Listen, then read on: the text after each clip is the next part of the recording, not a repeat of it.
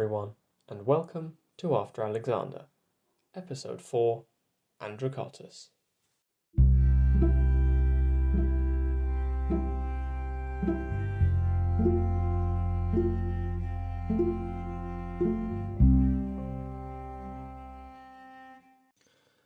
There didn't really seem to be any takers for the idea of sending in sources, but I've managed to find enough information to feel a bit more confident about the topic of Indian history. Fair warning though, I can make no promises on the name front. So, as promised, this episode is going to be a very brief rundown of Indian history, as well as the Maurya Empire. They're going to be relevant to our future story, as some of the major players of the Hellenistic world will interact with the Indian subcontinent, so it's worth doing a bit of catching up here and now. As of roughly the time of the life of the Buddha in the 6th century BCE, there were several kingdoms in India, but no one state claiming overarching hegemony. These states were, in the tradition of the Brahmins, supposed to have 7 limbs, which was a concept known as the Saptanga. These 7 limbs were the king, territory, officials, the capital, the treasury, allies, and the capacity to resort to coercion. Brahmanism seems to have been a powerful force in India at the time, although keep in mind I'm looking on this as an outsider and cannot say for certain. Now, the reason why I'm telling you this is that there's going to be quite a stir religiously when the Maurya dynasty comes to power, but more on that in a moment. By the 400s BCE, cultural variations had begun to arise. Where previously states had identified a common sense of religion and ancestry with each other, there were now variations in religious practice, and change seems to have moved more generally across India. Eventually, one state arose which dominated the others, the Nanda Empire, which stretched across much of northern India. Then, in 327 BCE, as we discussed, Alexander the Great came crashing in from the west, attempting to conquer his way to the edge of the world. Now, we're going to have to diverge a bit here and talk about this, as to us this might seem a bit of a strange idea. Why should someone attempt to conquer their way to the edge of the world? Had Alexander become inflated with his own ego, his sense of self-importance? Well, that's as maybe, but in this case he was simply copying his Persian predecessors, according to a 2014 book I found called The Land of the Elephant Kings by Harvard professor Paul Kosmin. The Achaemenid Persians had never recognized borders, but had instead claimed universal kingship. Alexander seems to have followed this same idea of universal rule, which might explain why he ended up in India, a land where the Persians had also interfered and imposed themselves in the past. Of course, there was likely a healthy dose of too much self-belief in there as well, but that's by the by. After all, bear in mind we're talking about the man who, on the border with India alone, named 2 cities Alexandria after himself to add to his already ponderous collection, Alexandria on the Hyphasis and on the Indus. So, Alexander sweeps along the Indus Valley, winning the Battle of the Hydaspes against King Porus, who ruled the land between the Jhelum and Chenab rivers, also known as the Hydaspes and Assassines to the Greeks. Alexander seems to have been impressed by how Porus fought, as he retained his lands after the battle, possibly even gaining a few lands, and remained a subordinate king under Alexander. Then, of course, the famous About Turn happens in 325 BCE. Now, there are a few things to unpack about this.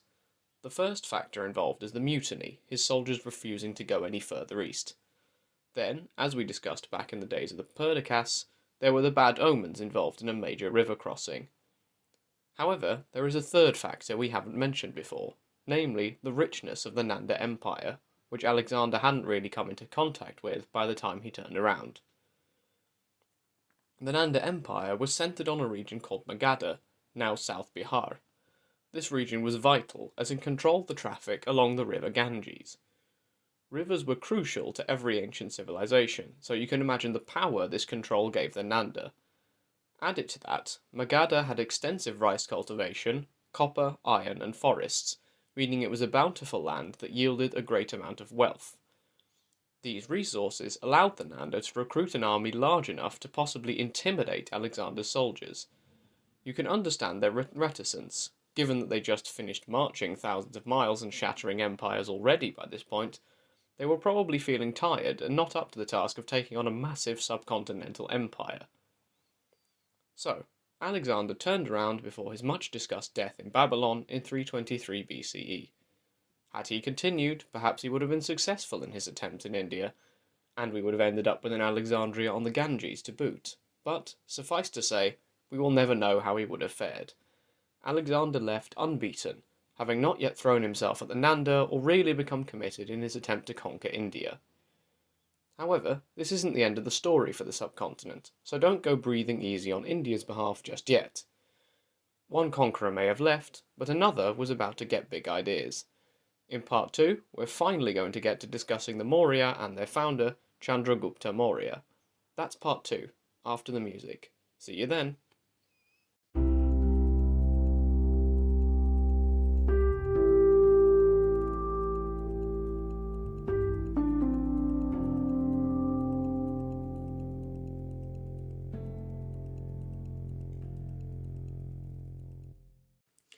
When Alexander left, his conquests made a great impression on a certain Chandragupta Maurya, a man traditionally held to not be of noble birth.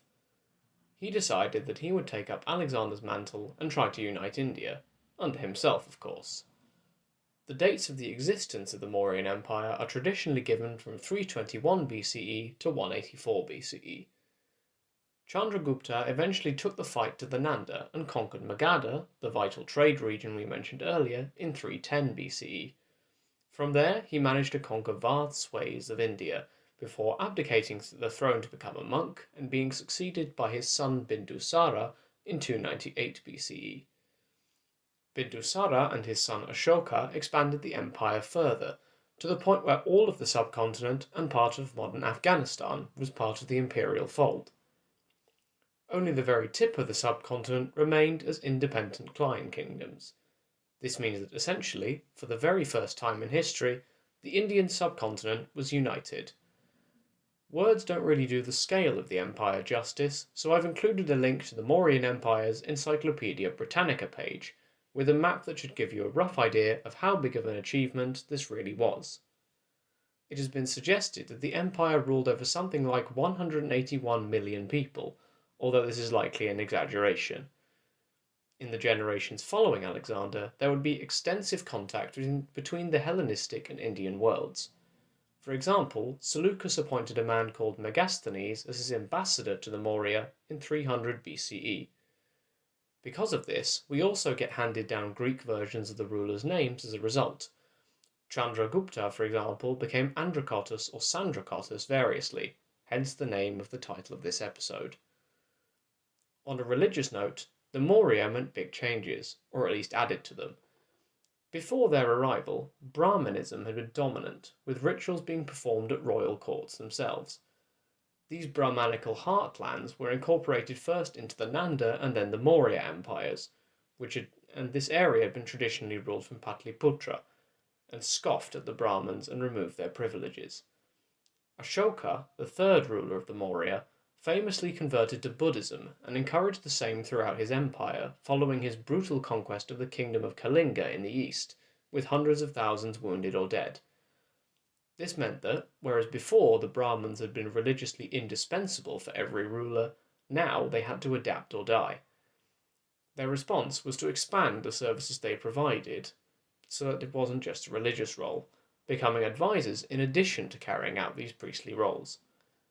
Their familiarity with religious life also allowed them to predict the future, bless or curse people, and interpret signs, all no doubt useful to your average imperial ruler. This meant that Brahmanism was able to cling on and influence Indian society well into the present day. Keep in mind, though, that I'm not too familiar with Indian religious life, so it's time for a pinch of salt at this point if you have it.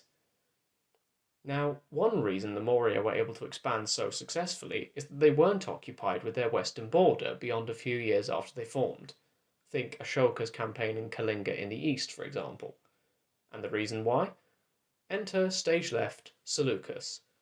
We're going to have to jump forward a bit in our narrative for this, but the answer lies in a treaty. Seleucus, who had at this point already made himself a king, had expanded into the eastern satrapies of Alexander and was looking for a way to secure his eastern frontier while he dealt with the other successors in the west. After all, as almost every power from the Romans on can tell you, it's seriously not a good idea as a state to fight on two fronts at once. If he could only secure the east, his resources could shift westwards, where he wanted them. Accordingly, he drew up a treaty with the Maurya, then still ruled by Chandragupta, rather than toe the "all of this is mine anyway" line of the Persians and of Alexander. There was a marriage contract as part of the deal. We aren't certain what it is, but it is hypothesized that Chandragupta married one of Seleucus's relatives. Seleucus also got 500 war elephants from the Mauryans in return for the borders being settled the way they wanted them, with the Hindu Kush in Afghanistan safely within the Maurya sphere of influence. This meant Seleucus gave up some of the easternmost satrapies, but he doesn't seem to have really wanted them anyway. Having his eastern border defined and peaceful was far more important. As an aside, these elephants are going to be important during the Battle of Ipsus later on. This is the first time that a border was really recognised, and it allowed both powers to concentrate on different fronts, Seleucus on his squabbles in the west, and Chandragupta on the east. Like all things, the Mauryan Empire eventually fell. After Ashoka's death, the new conquest stopped. The last emperor was already a figurehead before his assassination in 184 BCE, and India wouldn't see a unity like it again for centuries until the arrival of the Gupta on the scene. We're going to see a few of our Seleucid kings interfere in India, such as Antiochus III, but we're going to have to leave that for when we get there. For now, this has just been a brief rundown of Indian history around about the period we're talking. In the meantime, though, thank you for listening. Feel free to contact me at afteralexpod@gmail.com for any questions or comments. Until next time, have a great week, everyone.